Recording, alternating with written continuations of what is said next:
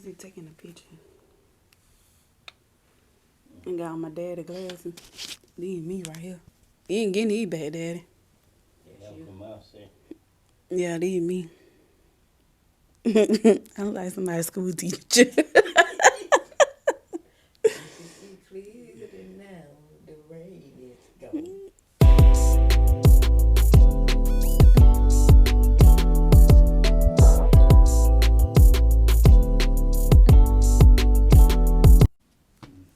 As y'all don't know, I'm trying to start like this wig making journey. But all my wigs that I used to make, I used to sew them by hand. So I ended up buying a sewing machine off of Facebook Market and attempted to sew a wig on the sewing machine. And the wig that I got on is what I sewed on the sewing machine. It could have been better, but since it's my very first wig, I think I did a good job. It's wearable. Like it could be worse. But my next step is to keep practicing, keep, learning until I get it right. So the next step is to take like a class to learn how to pluck the wig and how to bleach the knots and stuff like that. So this is what it looked like so far. So the first part of this video is just me setting up the sewing machine. I was watching a YouTube video as I was doing this, so of course I do not know what I'm doing, so don't ask. But I do not have any type of sewing machine experience. I never sewed anything on no sewing machine, so this is my very first time, so do not chew me out in the comments, please. I found this sewing machine on Facebook Marketplace. That was the only place I was able to find the black one, because every place that I went to, even online, they only had the gray ones. But I was like, I don't want the gray ones because everybody have the gray ones. But I should have bought the gray one, because using a black sewing machine with black thread, you can barely see the thread. So yeah, but anyways, I probably end up changing the thread to like a dark brown or maybe a smoke gray type of thread, just so I can see the stitching. But yeah.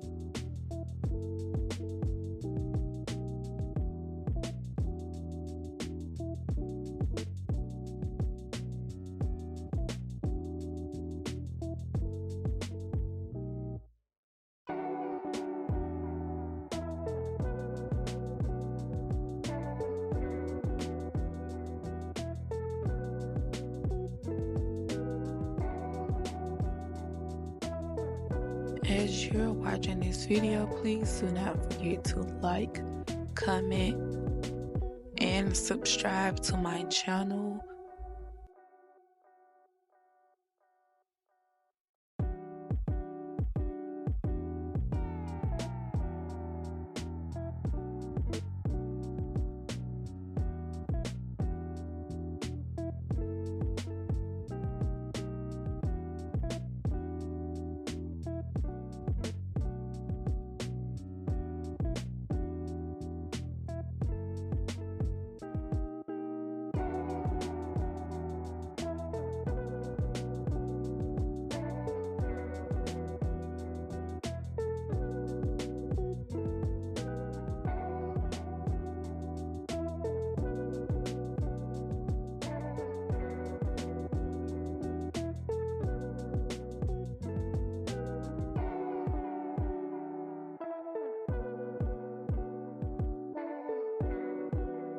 So I'm just showing the settings. Well, I guess you can call it the settings that this sewing machine is on, just in case y'all are wondering, like, what's the width, the length, and all that good stuff. Like I said, I don't have any sewing machine experience, so I'm not going to explain everything because I'm not sure what everything means, and I don't want to be misleading. And I don't want y'all to be in my comment and be like, oh, that's not that, or this is that, and that is this. So yeah, I'm gonna leave it up to the professionals because I'm not quite there yet. But be looking forward to a video. So I'm just doing some practice runs right here before I actually start to put together this wig. So I did have problems out of the bobbin. That's the little clear round thing with the black thread around it that I showed at the beginning of the video. I keep having problems out of the bobbin. So if you like see me stopping throughout the video, that's because the bobbin is not doing right.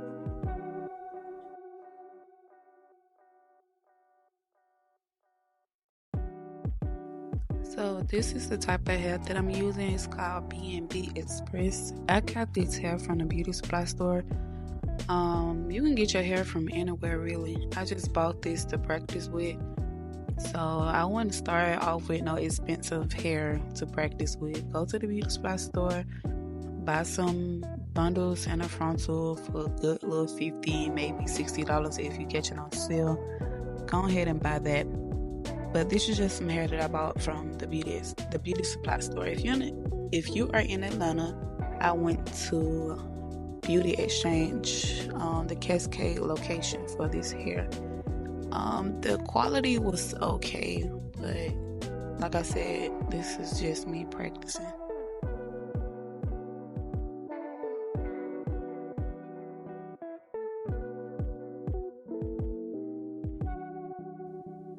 What I'm doing right now is taking this one long track and basically making it a double weft instead of a single weft. So I'm just sewing it together, folding it in half and then just sewing it together.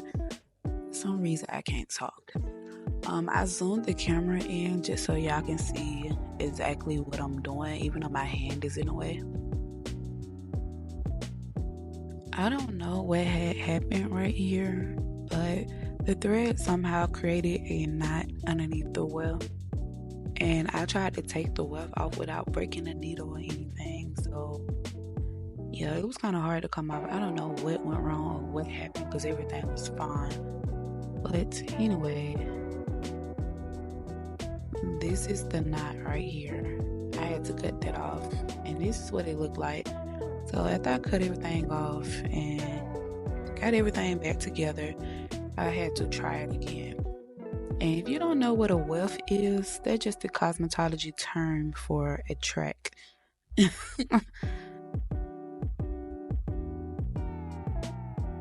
So as y'all can see, it's a whole lot of trial and error in this video. Like I said, this is my first time doing this, so do not judge me, please. I looked at a few YouTube videos and they make everything look so easy. That's why I try not to refer to YouTube. I can refer to them getting an idea on how to do certain things, but actually trying to learn from that. Certain stuff you don't learn from YouTube, you just have to try it. Even though the weft is going through the sewing machine pretty smooth, it still has some errors, which is absolutely fine for it to be my first time.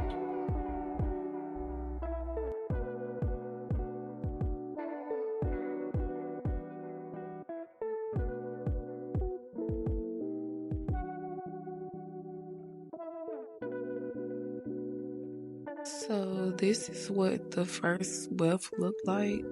As you can see, it's a hit and it's a miss. This right here is just something that you have to keep practicing and keep doing, to try to perfect your craft. Because on that first go around, first 5, maybe 10, you're never gonna, I ain't gonna say never, but you're not gonna always get it right on the first 5 times or the first 10 times. But just don't give up. Because after that first weft, baby, I was like, you know what? Forget it. I give up. I quit. But I actually followed through with it. And this is the second one that I'm sewing. I actually did a pretty good job on the second one. I'm going to show y'all the comparison.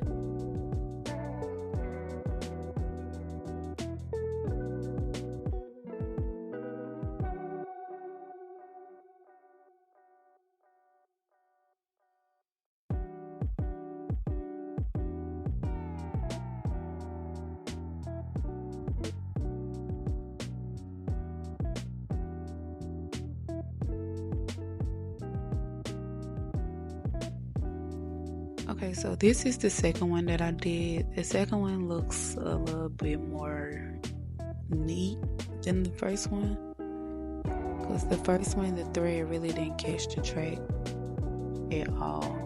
Like I said, it was a hit and miss on the first one, but the second one was pretty decent. Okay, that was the second one. And here is the first one. Can y'all see the difference?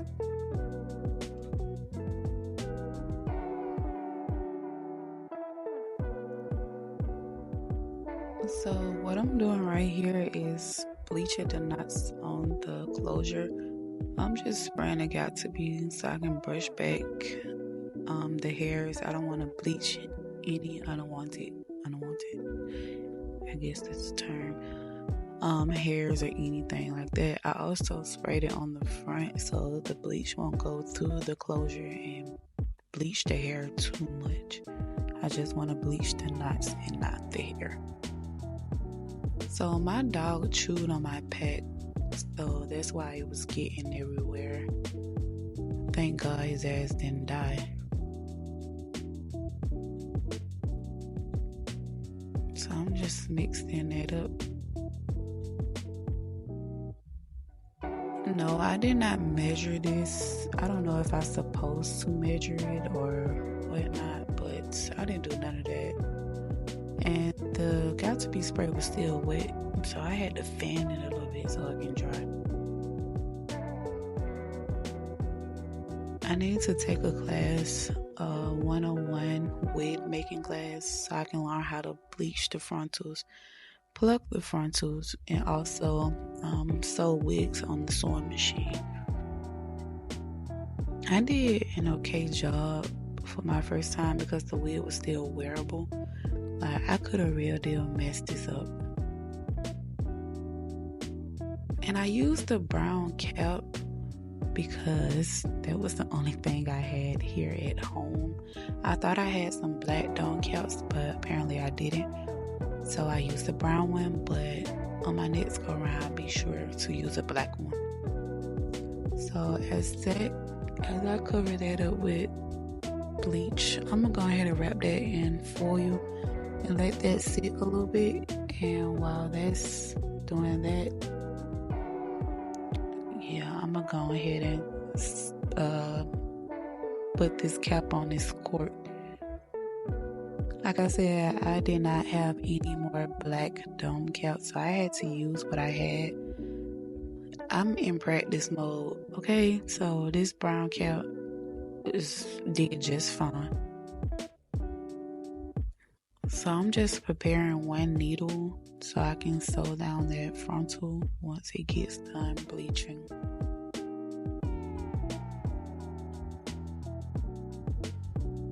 All the black residue that y'all just seen on my cork, it came from me doing quick weaves.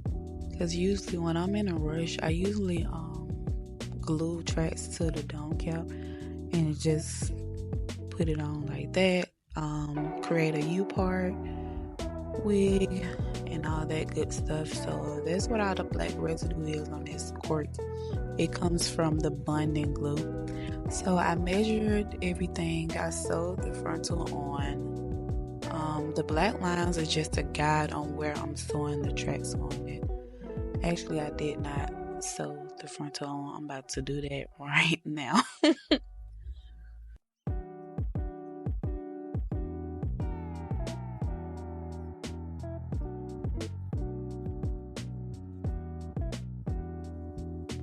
Hopefully this video is encouragement to, encourage you guys to start y'all wig making journey. Because some people don't do certain things because they're afraid of failing. They're afraid of making mistakes. They are afraid of not getting it right on the first time. What is life without mistakes? You have to make mistakes. You have to go through trial and error. You have to go through the challenges. You have to go through a lot of things in order to become successful. It's something that you really want to do or something that you have an interest in doing. So hopefully this video will encourage you to, go on your journey and start making wigs. So now that I have that frontal sewn on, I'm about to take this cap off and I'm about to start sewing these tracks on. I only sewed together 2 tracks and I left 1 bundle still wrapped up. So do not sew together all 3 bundles, only sew together 2 of them, because when you get to the top, you're going to single weft at the top and you're going to double weft in the back. But I said I wasn't going to talk through this video and still end up talking through this video.